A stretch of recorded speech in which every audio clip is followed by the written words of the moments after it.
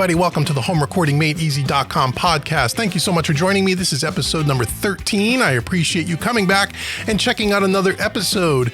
Before we get started, if you like this podcast and it's helpful to you in any way, please make sure you leave a positive review and share it on your social media pages. It really does help me, and I do appreciate it. This week's topic is upgrading your home studio for hybrid mixing.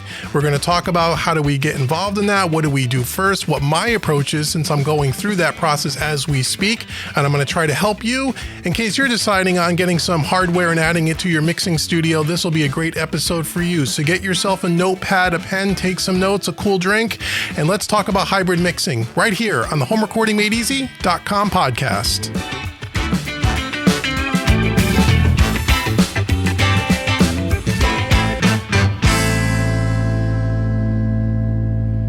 Okay, everybody, welcome to episode 13. So this week we're going to talk about hybrid mixing and upgrading your home studio. And where do you start? I mean, that's a heck of a question. I'm in the middle of that process right now, and I've been for the last few months, where I'm going to be adding some hardware to my DAW setup so I can mix with some hardware. And that's a really cool thing. And so we've talked about this before in the past. We've talked about different plugins and what's better, plugins, or is it better to have hardware? Is analog better than digital and all that stuff? And again, it's not necessarily a matter of better. It's a matter of different and what you want to do and what you want to work with in your particular workflow and what inspires you and makes you more comfortable or most comfortable. Or if you're someone like me who's been mixing in the box for a long time, and you simply just want to try something new, this is a great way to do it. So we're going to talk about hybrid mixing, but when we get started and we talk about, well, where do we start? Well, what do you buy first? How do you get involved in all of this? What's the best way to go about this? Well, the way I like to lay this out for you is I want to give you kind of an 8-step approach here. And we really want to talk about, before we talk about what's the first piece of gear we buy, right? Because that's what we really want to know. What do we buy first, Dave? Well, the first thing, before you even think about buying hardware, we really got to make sure we get the basics down around your current situation. So for example, step number 1, first tip is your room. We got to look at your room. We have to look at acoustic treatment. Okay, we talk about this a lot in the past, whether it's on the YouTube channel, whether it's part of this podcast, whether it's inside of my training courses. We talk a lot about mixes that don't necessarily translate out of your studio into the real world, whether it be your car, on a computer, on your earbuds, on an iPad, so on and so forth. And a lot of that has to do with the lack of proper, if any, acoustic treatment in your mixing space. So before we talk about buying hardware, let's talk about all the way back. After the music comes out of the speakers, where does it go? It's in your room. Do you have the proper acoustic treatment in your room? Do you have the proper bass trapping? Do you have currently, before we talk about mixing with hardware and hybrid, can you do mixes that translate well out of your studio? Meaning it sounds great in your studio and then you take it out to the car or you take it into a different listening environment.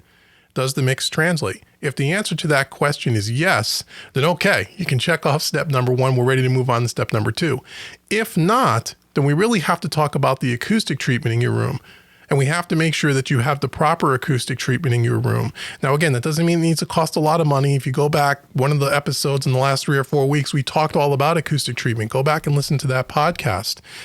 But we need to make sure that your room is in check. Make sure that your acoustic treatment's in check. We have to make sure that whatever you're listening to coming out of your monitoring system, which we're going to talk about next, that you can hear it accurately, so you can make good decisions. Because whether it's with plugins or whether it's with hardware, if you don't have an accurate representation of what's going on in your mix, you will not make good decisions on either format, hardware or plugin. So that's step 1.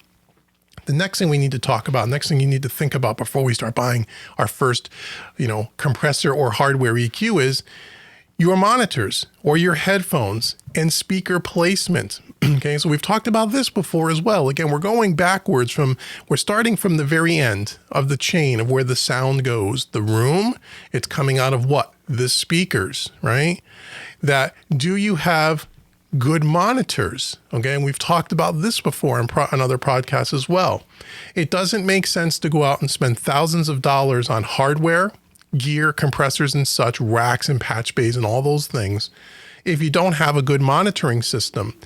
You don't want to spend thousands of dollars on EQs and compressors and listen to that stuff through a $300 pair of studio monitors. It just doesn't make sense. A $300 pair of monitors could be a good second set of monitors for referencing. You should always have an inexpensive set of speakers to reference on, but you want to have the best studio monitors that your budget will allow. Now, again, it's a very personal thing, very personal preference. You have to really listen to them in your environment. You have to live with speakers for a while, and you have to break them in and check them out. Okay. Again, like we've talked about in other podcasts, when you just look at the main name brands, and there's lots of great name brands out there, and they all make really high-end, expensive monitors, and they make very budget-friendly monitors and everything in between. So the brand really doesn't matter. It's your ear and what you like. From a price perspective, and again, I'm going to give you a guideline. When you're looking at a set of powered studio monitors, meaning powered, they have amplifiers in them, so they power themselves. That's how most of them are today. You don't need a separate amplifier. A good set of monitors, a decent set of monitors, start somewhere around the $1,500 a pair to $3,000 a pair setup. Okay, so if you cut that in half, that's per speaker. Usually when you start buying higher end monitors, they don't sell them in pairs, they sell them per speaker. So you want to be looking at, if you can, a minimum of $750 a speaker, $1,500 a pair. Okay. Now you can, once you get up to about, say $4,000 a pair, $2,000 a monitor. Once you start getting up above that, it becomes diminishing returns. Meaning as if you have the ability to spend $3,000 to $4,000 on a pair of studio monitors, you got some really great monitors that you can do some really good critical listening on and really do great mixes on. Absolutely, for sure. Again, every brand will vary in price, and again, you want to make sure that you fit the speaker to your room, meaning that you don't want to have a real tiny room like a 10 by 10 room and have a near field monitor that has a 12-inch woofer in it. That's probably not a good idea. It's too big for the room. So again, you want to consult with someone that's a professional in this area. I always tell everyone, make sure you go to sweetwater.com. All the links are in the show notes below, because with Sweetwater, you can tell them about your mixing environment, you can tell them about your budget, and they can point you in the right direction. The other great thing about that is that if you don't like the monitors after 30 days because they're just not your thing, you can send it back and try something else until you find a monitor that really works for you. Again, name brands to kind of look at, and again, there's many of them: JBL, Focal, Ocean Way, Barefoot, which those are pretty high end. And there's others out there. KRK, I think, makes some good stuff. Adams makes some good stuff. But talk to someone like a sales engineer at Sweetwater and tell them what you're looking for. But again, you want to make sure you have a good set of studio monitors in a well-treated room, or else all this expensive gear and hardware really doesn't matter if you can't hear accurately what's coming out of the speakers. Okay, so that's important. Speaker placement and how it's set up in your room, you got to get all that dialed in. And again, we have lots of podcast episodes talking about that. You can always email me at homerecordingmadeeasy.com and I'd be glad to help you, but we want to make sure we have a good set of monitors properly placed in our mixing space in a well-treated, doesn't mean expensive, but well-treated room so we can hear accurately. That's step 2 when we talk about hybrid mixing. You notice we haven't bought anything yet, right? Because we got to get this stuff first. Okay, the third thing you want to think about and you want to make sure you have in check is your audio interface, especially the A to D and D to A conversion. Audio to digital, digital to audio converters. Why is that important? We talked about this in one of the last episodes about converters. There is a difference, again, in the sound quality of great converters. When you're running your audio out of your DAW through a piece of analog hardware, it's got to go from digital to analog. So we're going to go from D to A. So the converter inside of your audio interface has to be able to convert that signal, and it has to be able to have enough headroom so you can hit it hard to make sure it doesn't distort, it doesn't degrade the sound. That's a real layman's terms way of talking about converters. It gets a lot more technical than that. We're not going to talk about that in this podcast, but that's the basic thing. Okay, so you want to have a really good D to A to D converter. Now, an audio interface will also have audio inputs, and we talked about that in one of the other episodes where if you're not doing a lot of tracking and you're just doing primarily mixing, well, maybe you only need an audio interface with 1 or 2 inputs. Or maybe you need an audio interface that doesn't have any preamps, something like Apogee Orion or something like that, where they're just ins and outputs. And then you can buy some of your analog hardware to be your inputs. You can buy a preamp, a compressor, and an EQ. You could do that as well. You just buy a unit that just has I/O, ins and outs. Okay, so you want something, again, that has a really good set of converters. So you have to look at, well, how much hardware do you plan on buying down the road? Will dictate how many inputs and outputs you have. Do you need any preamps on that interface? And then once again, what is the D-to-A converter? Again, there's lots of great name brands out there. There's Lynx and there's Apogee and there's Universal Audio and there's RME and there's others. And you could spend a ton of money or you can spend a very little amount of money. And just like with the monitors, you get what you pay for when you talk about audio converters. Again, if you want to talk about a general price bracket, somewhere around the $2,000 to $3,000 range will get you a really great interface with a good set of D to A to D converters. Now, again, you can get higher quality stuff than that, but again, it just becomes diminishing returns at that point. But if you have the budget and you want the best of the best, you can research that out. Again, talk to your Sweetwater sales engineer. Will help you with that. But what I use, just so you know, I use a Universal Audio Apollo X6, which has a really high-end converter. It only has 2 preamps on it because I only track one thing at a time. Like this podcast, my voice is going through the Universal Audio Apollo right now. And it also has additional outputs on the back for me to hook up additional hardware. Okay, that's just one option. That's about a $2,000 interface, okay? There's a big difference in an audio converter between a $2,000 interface and a $500 interface, a huge difference. I've A/B'd those things in my studio. I've talked about that in other episodes. Make sure you get a good audio interface with good A to D and D to A converters. Really, really important, okay? So that's the next thing. Step number 4, before we buy any hardware, and probably the last step before we start talking about hardware. What about your monitor control system if you have one? In other words, do you have like a control center where you have your different pairs of speakers hooked into it so you can A/B between different sets of speakers? They may have some headphone outputs if you're tracking, if you're tracking musicians in your studio, a monitor controller of some kind, okay? That also, because you're signaling your sound runs through it before it hits your speakers, it goes from your audio interface into your controller, out to your monitors, out to your speakers, you want to make sure you have a high quality piece there as well. I just learned that lesson. I was using for years the PreSonus monitor station, which is a great thing. It works perfectly well. And I recently, in my journey going to hybrid, as I upgraded my converters, as I just talked about, I upgraded my monitor station to a Heritage Audio Ram 2000. Again, there's many things on the market, which is about $1,000.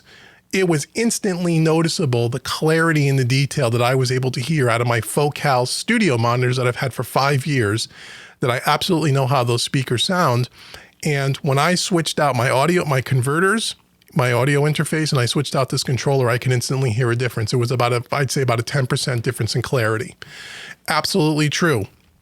Again, what model do you buy? What brand names? There's lots of them out there. There's Dangerous Music, there's Heritage Audio, there's Drummer, and there's others. What is it? Who makes the Avocet? The Avocet's the Crane Song Avocet that can be very expensive. And I think there's even some that are even more expensive, in the thousands, the multiple thousands of dollars. Now, again, you don't need to spend all that much.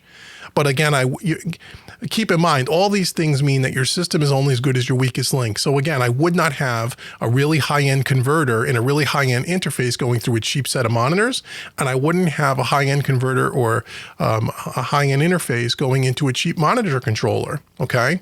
So again, I bought the Heritage Audio Ram 2000. It's about $1,000.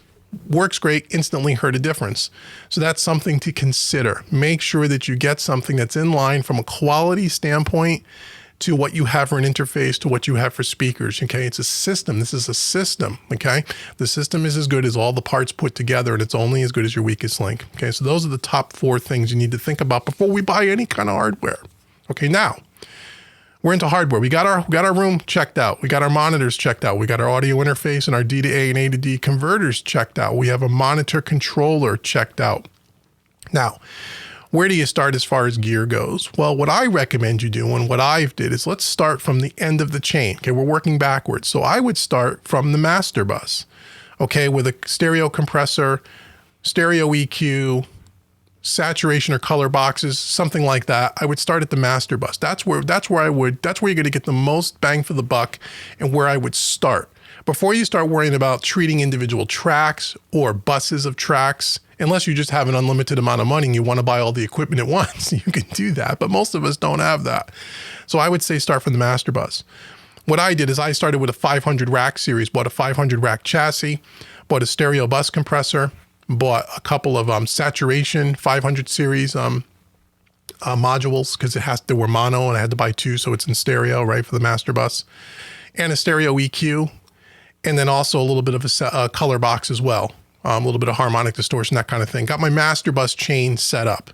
Okay, that's what I did first, and that's what I would recommend you do.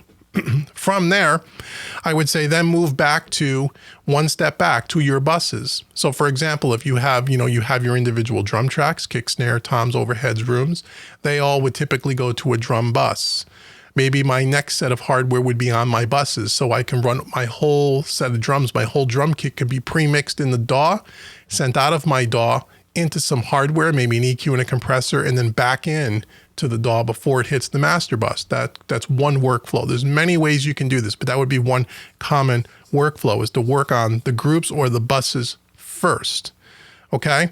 Then after you do that, number 7 is then you can work on the individual elements, or maybe you can have some channel strips. So you may have, let's say, a Neve preamp, a Neve EQ, and a Neve compressor, mono, each one, where you can run, let's say, a lead vocal out of your DAW into that signal chain and then back into the DAW, so you can treat the lead vocal with some hardware, or a snare drum, or a pair of overheads, or something like that on the individual elements, okay?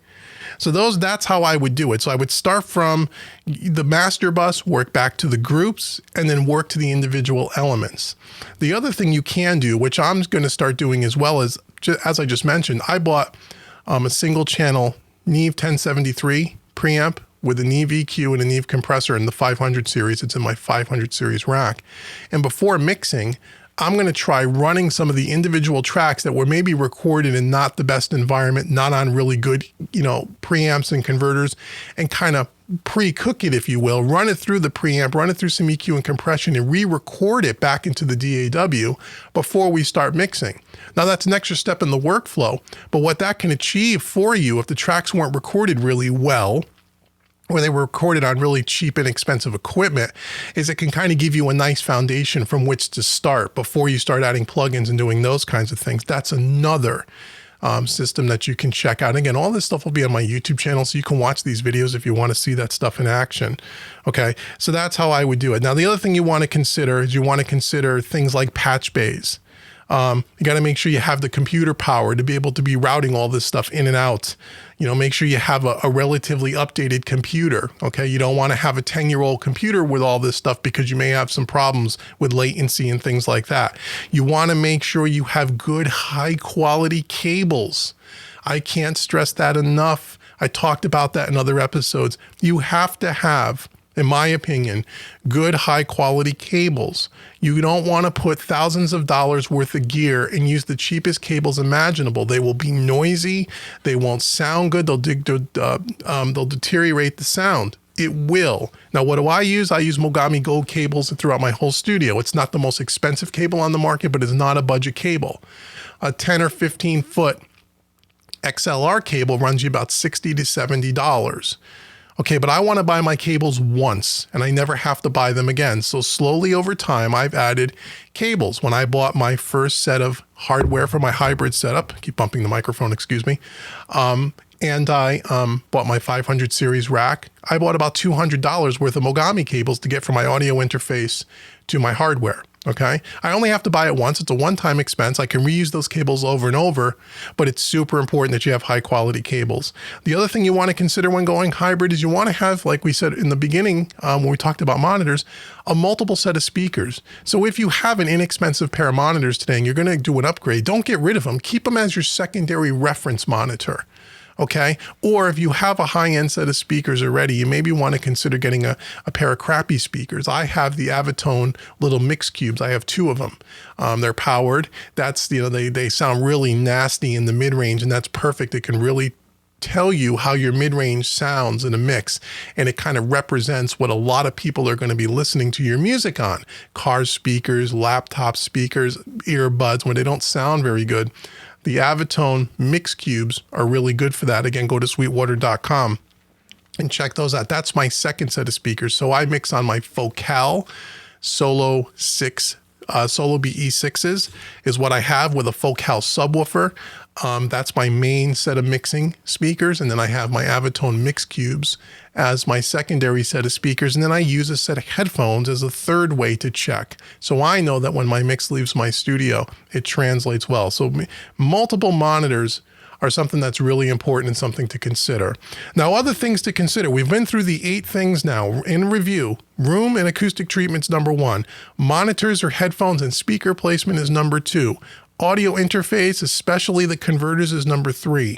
A monitor controller, if you have one, is number 4. Then we get into where should you start as far as buying gear. The master bus first, your compressor, EQ, saturation, color, etc. Then the groups or buses you want it for hardware, and then the individual elements. That would be the order I would go in. And then number 8, the last thing is you may have to consider patch bays. Make sure you have a decent computer that can keep up with all this stuff, cables, and multiple monitors as well. Okay, those are the 8 things. Now, some other things to consider when we talk about hybrid, things to keep in mind. It's a different workflow than working solely in the box. It's somewhat, could be even slower than working in the box just with plugins. But there's a compromise and there's a trade-off and there's pros and cons to everything. But here's a few other things that you need to consider before you go hybrid. The first thing, and probably the most important thing to me anyway, is hardware is not recallable unless it's digitally controlled. So what does that mean? If you have a bunch of typical traditional hardware with knobs on them and you're doing a mix and you set up your master bus compressor, your EQ, maybe you have some other hardware on your drum stems or on your vocal bus or whatever, and you have things sort of set away a certain way for that particular mix. Once you export that mix, if it's a client project especially, and you're sending them off to them for review, you really can't touch the hardware and switch any of the settings and work on another project, because if they want to go back and make a tweak, you now have to reset all that hardware back manually. Now, the only way to really do it, and what people do today, is they take their smartphone and they take photos of the actual settings and put those photos in the session file. So if you have to go back and reset things up, you can do it. So just keep in mind that the more hardware you have, the more recalling stuff you have to worry about and manage. You don't need to do that with plugins. Okay, so that's one downfall. But you're sacrificing that, but you're also now gaining the tactile feel of hardware. In certain cases, you'll have hardware pieces that maybe achieve things that plugins can't do, and you may prefer the sound of the hardware. Okay, so that's kind of the trade-off, but keep in mind that most hardware is not recallable. Now, there are some pieces out there, and there are more and more manufacturers that are making hardware that's digitally controlled. One company that comes to mind is Wes Audio. I don't own any of their stuff, so they don't know who I am. But they make plugins or hardware that connects to your computer via USB cable, and they have an interface inside of your DAW that looks like a plugin. It behaves like a plugin, and when you change something on the hardware, it changes it in the plugin. And when you change something in the plugin, it changes it physically on the hardware. Okay, and that's saved. So when you open up that session again, whatever that hardware was at when you first saved it, it will go back to those settings. So it's like using a hardware plugin. Think of it that way. But there's not many companies that do that right now. It's still a newer technology. If you want the old tried and true SSL EQs, Neve preamps, LA2As, 1176s, Pultec EQs, those kinds of things, those are just physical knobs that are not digitally controlled. So keep that in mind. So if you might be able to find some hardware that is digitally controlled, and that will help you with the recall, but just keep that in mind. Okay. Number 2, the other thing to consider is hardware is not necessarily better. Okay. Many plugins are very close in sound. However, hardware can be faster and more fun to work with as far as dialing in a sound. You're not dealing with a mouse and a keyboard and a trackball anymore and looking at a computer screen. You're dealing with tactile feel. It's the very same kind of thing when we talk about mixing with physical faders on a console versus a mouse and a keyboard. Some people prefer one over the other. A keyboard and a mouse or a trackball typically will be faster if you've been working in the box all this time, But there is something very gratifying of having a piece of hardware and a knob and lights, and you can just reach over and twist the knob. Okay, it's just something to consider, but it doesn't necessarily mean it's better. Better is very subjective. It may be better to you. In other words, let's say the stereo bus compressor that you're going to get in hardware, can a plugin sound equally as good? Certainly it can in a lot of cases, depending on the plugin, depending on the hardware. In certain cases, maybe not so much. Maybe you prefer the hardware. So you got to just keep that in mind, that if you can't get good mixes with plugins, don't think that going out and buying a bunch of hardware is going to solve your bad mixing. It's not. It'll either enhance it, maybe make it more creative for you as an engineer, maybe make it more fun for you as an engineer and a musician. And there's something gratifying about having a piece of hardware and it's not some digital thing in the box, but it isn't necessarily better. And in some cases, on certain things, plugins are more superior in sound than even the hardware. So keep that in mind. Also keep in mind that hardware can be very expensive. Choose your pieces carefully and really get to understand what it does. Spend some time with it. In other words, just like with plugins, there is no magic bullet. You should have less plugins and fewer pieces of hardware and really get to know what those pieces can and can't do, and choose wisely. And also buy from a place. And if you buy quality things, you can try things out. If you don't like it, you can send it back, try something else, like sweetwater.com. Links are in the description box. Or you can resell them on the used market. So for example, if you bought something like a Neve 1073 preamp, a 500 series module, which I did, that preamp's about a little under $1,000. Now, I know I'm going to love the 1073. It's a classic sound, but let's say at one point I didn't like that. I wanted to try something else. You can easily sell that 1073 preamp for 75% of what I paid for it. Easily, maybe even more than that. Why? Because they don't come on the market very often, because when people buy them, they keep them. And two, because it's a tried and true high quality piece. It has good resale value. Whereas if you buy a knockoff brand that's not very good, or some third party no name brand, thing that says it's kind of like that, and they use a bunch of cheaper components and it looks the same, but it really doesn't sound the same. And let's say you paid $400 for that thing as opposed to $1,000. When you go to sell it, you'll be lucky if you could get $150 for it, because if it's not a top name brand, most people aren't going to be interested in it. So keep that in mind. Choose your pieces carefully. Try to choose pieces that you get that you can't replicate with a plugin. You know, there are certain things like that, you know, so just choose your stuff wisely. Just don't try to replace all your plugins, because you're not going to be able to do that unless you have an unlimited amount of budget. But try to choose the things that's going to complement what you already have going on with plugins, or something that it can do something that a plugin can't necessarily do. Okay. And also, keep in mind, and we talked about this a few minutes ago, cables can also become very expensive. Get good quality cables, and make sure you realize that for every piece of hardware that you're going to hook up to your audio interface or to your I/O, you got to have good cabling. And sometimes you have to have things like D-sub cables, and those can get expensive. But again, get good quality stuff. You'll only have to pay for them once, but don't forget, cabling can add up. And this is where most people chintz out and they don't buy good quality cables. And as I said 3 or 4 times already in this podcast, that is a mistake. Okay. Make sure you get good quality stuff. And those are kind of my tips and advice for someone who's getting started with hybrid mixing. You want to check out some hardware.